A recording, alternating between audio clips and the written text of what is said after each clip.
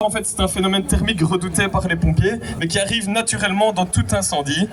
On peut ouvrir la fenêtre, ouvrir les portes, et on va laisser l'incendie se développer naturellement. Et donc là, il est clairement toujours en phase de croissance. Il y a de plus en plus de matériaux qui participent à l'incendie, et donc le feu grandit de plus en plus. On ouvre, on lui redonne la ventilation nécessaire. Et on voit là qu'on est en train d'amorcer et de partir en flashover. On voit les flammes qui sortent.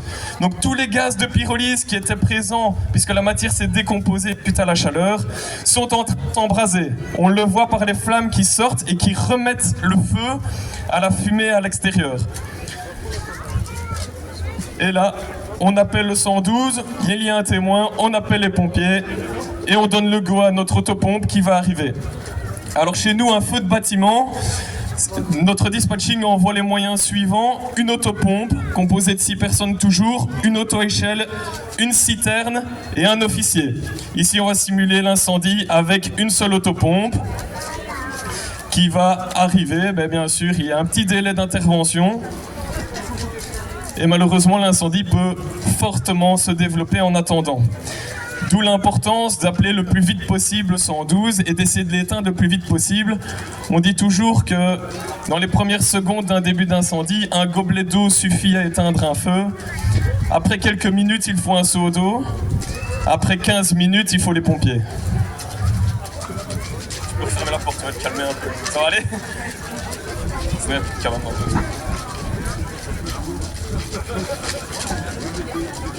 Alors ici, on essaie de calmer l'incendie en refermant la porte, en le supprimant, en lui donnant moins d'oxygène. Ici, on est dans la phase de plein développement de l'incendie. Donc plusieurs phases, la phase de naissance, la phase de croissance, le flashover qui est assez rapide. Après le flashover, on peut atteindre des températures allant jusqu'à 800 degrés dans un bâtiment. Et là, on est clairement au sommet de la courbe de l'évolution de l'incendie.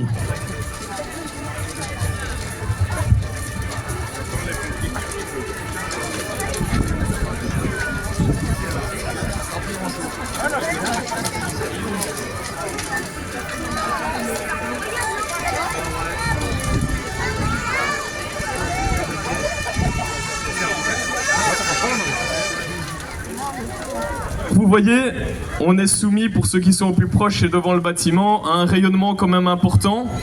Ce rayonnement, il peut déjà propager l'incendie, rien que par l'effet de rayonnement. Donc c'est pour ça que le sous-officier, dès qu'il va arriver, sa reconnaissance devra être axée sur le risque de propagation de l'incendie. Donc il va faire son tour. Vous voyez d'ailleurs le sous-officier qui vient d'arriver, accompagné de son numéro 1, qui est le lancier du premier binôme d'attaque. Il faut une reconnaissance. Ils essayent de déceler la présence de victimes. D'autres risques plus importants, la présence de gaz, la coupure des énergies électriques par exemple. Et là, le sous-officier a fait le tour du bâtiment, a donné des premières injonctions à son lancier. Teste-moi la porte si on sait entrer ou avoir un meilleur effet sur l'incendie. Et elle est partie briefer le reste de son équipe pour la technique d'extinction. Alors comme tout à l'heure, l'autopompe est composée de 6 personnes, un chef, un chauffeur. Le chauffeur reste au véhicule pour essayer de gérer la pompe. Et les 4 autres personnes composent le binôme d'attaque et l'autre le binôme d'alimentation.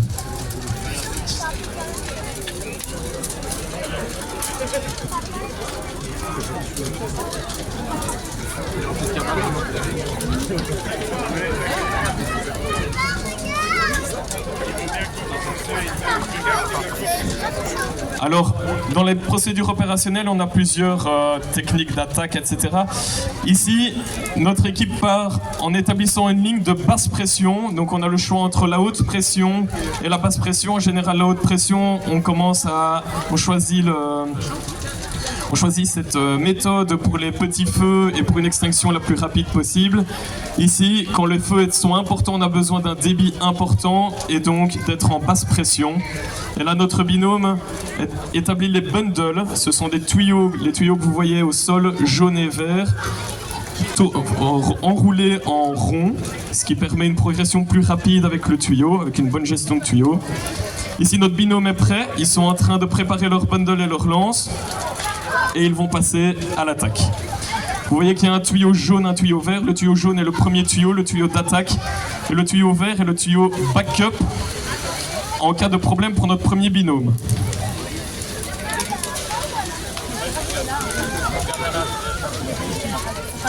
Alors ici, vous voyez, notre lancier a attendu un petit peu avant de s'avancer. Il y a une règle d'engagement, c'est que avant de s'engager et rentrer dans un incendie, le débit et le jet de la lance doivent être bons, parce que si la lance ne réagit pas comme on le souhaite, le binôme peut être en danger. Alors ici, vous avez vu, il a à peine mis quelques petits jets de lance bien mis sur l'incendie. Ça a créé suffisamment de vapeur que pour bien ralentir le feu, ce qui est beaucoup plus agréable pour le public, puisque le rayonnement est fort, hein, je le vois.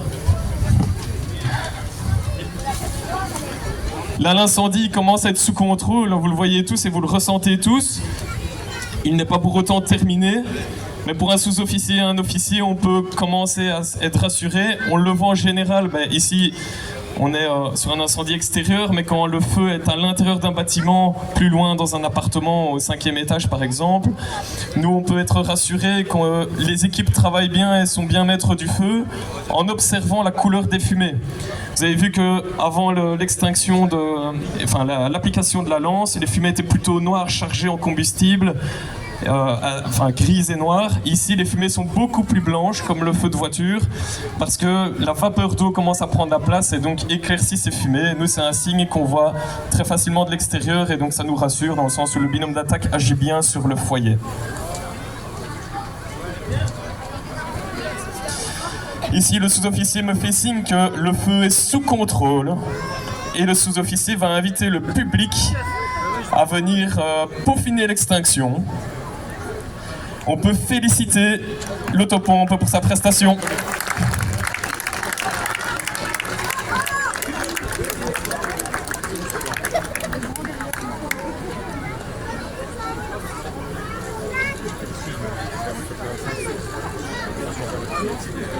Petite note supplémentaire. Donc, vous voyez que nos tenues sont jaunes. À l'époque, on était en noir. Vous l'avez certainement vu dans la presse, mais depuis quelques années, suite à plusieurs études, analyses, les fumées ont été décrites comme nocives et toxiques pour les pompiers. Les fumées, en effet, contiennent énormément de matière. Comme je vous disais, elles sont combustibles puisque c'est la matière qui se décompose. Et on a de plus en plus de mousse de polyuréthane, par exemple, et ce genre de choses qui contiennent des composés de cyanure, etc., ce qui est extrêmement toxique et cancérigène. Donc on a des procédures de réhabilitation de notre personnel maintenant. Au lieu d'être en noir et d'être fier d'être tout noir au visage comme on l'était à l'époque, maintenant on vise le pompier le plus propre possible à la fin de l'incendie pour éviter de se contaminer et développer des cancers plus tard.